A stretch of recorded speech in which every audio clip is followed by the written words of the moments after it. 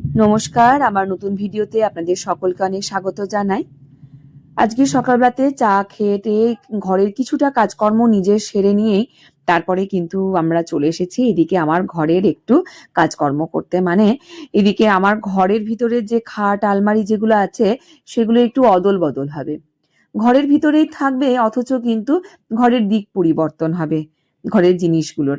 খাট যাবে আরেক দিকে, আলমারি যাবে আরেক দিকে, একদিক থেকে আরেক দিকে ওদের স্থানান্তরিত করতে হবে। কেননা এই যে দক্ষিণ দিকে এই জানালা দুটি আছে, এই জানালা দুটি না এগুলো একদম চিরতরে এগুলোকে প্লাস্টার দিয়ে মানে ইট দিয়ে গেঁথে প্লাস্টার করে বন্ধ করে দেওয়া হবে। কেননা এই সাইডটাতে আমার এক ভাসুরের ঘর হচ্ছে, তো এইখানটাতে ঘর হবে, তাহলে এদিকটাতে বন্ধ হচ্ছে। আর আসলে কি কেননা ঘর হচ্ছে আমাদের না সব কমন ওয়াল, সেজন্য তাহলে কমন যখন ওয়াল তখন তো বন্ধ হতেই হবে, কিছু তো করার নেই। তার জন্যই কিন্তু এবার এই দিকটা বন্ধ হলে হাওয়াটা পাবো না।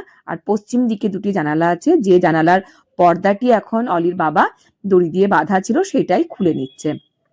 খাটটা আসবে এই পশ্চিমের দিকে, কেননা এই দিকটা বন্ধ হলে হাওয়া বাতাস পাবো না। আর এই যে জানালাটি পর্দা অলির বাবা খুলছে সেই পর্দাটার সেই জানালাটিকে কভার করেছিল আমার এই আলমারিটা।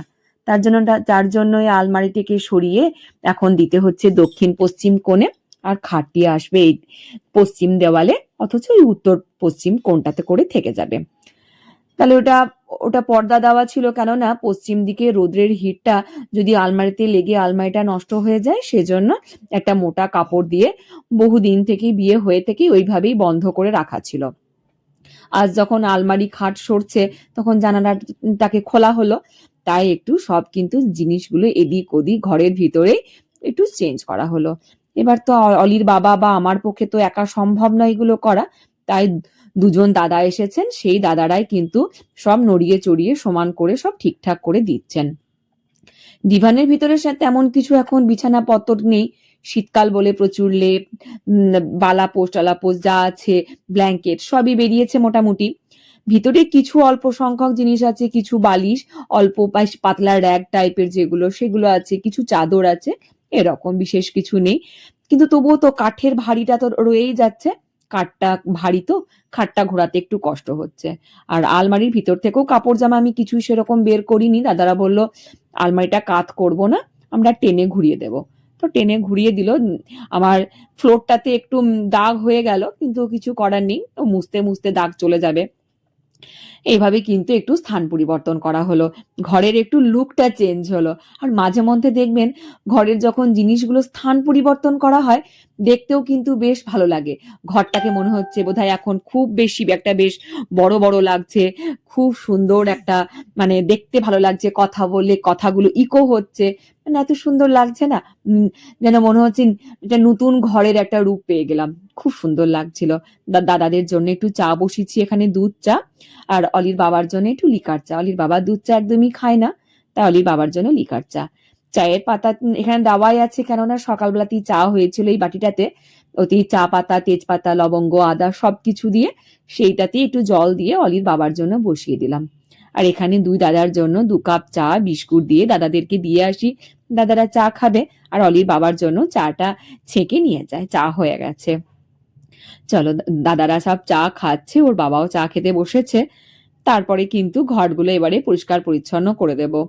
এই আজকে বুধবার ছিল বলেই কিন্তু দাদারা আসতে পেরেছে, কেননা দোকানটা বন্ধ আছে, এই দাদারা একটা দোকানেই থাকেন, তার জন্যই অন্যান্য দিন তো আসতে পারা সম্ভব নয়, আজ বুধবার বলেই সম্ভব হয়েছে। দেখো কি সুন্দর লাগছে না, পুরো যেন একদম পুরো লুকটাই চেঞ্জ হয়ে গেছে।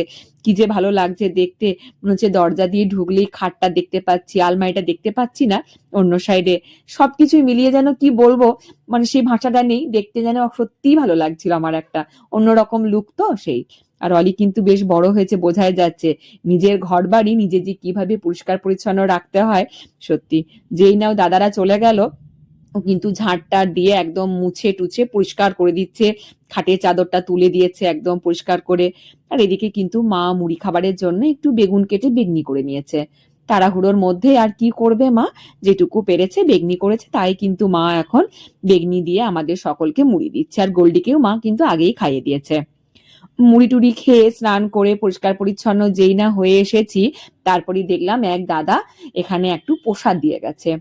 প্রসাদটা হচ্ছে জগন্নাথ দেবের প্রসাদ, মহাপ্রভু জগন্নাথ দেব পুরীর প্রসাদ। ওই দাদারা পুরী গেছিল বেড়াতে, তার তখন ওখান থেকেই কিন্তু গজা, একটু মালপোয়া, একটু পোলাও প্রসাদ জগন্নাথ দেবের সবকিছুই নিয়ে এসেছে। আর সাথে আছে এই যে এই গাঙ্গুরামের গজার প্যাকেট, খুব ভালো লাগে খেতে। চলো ভিডিওটা এখানেই শেষ করি।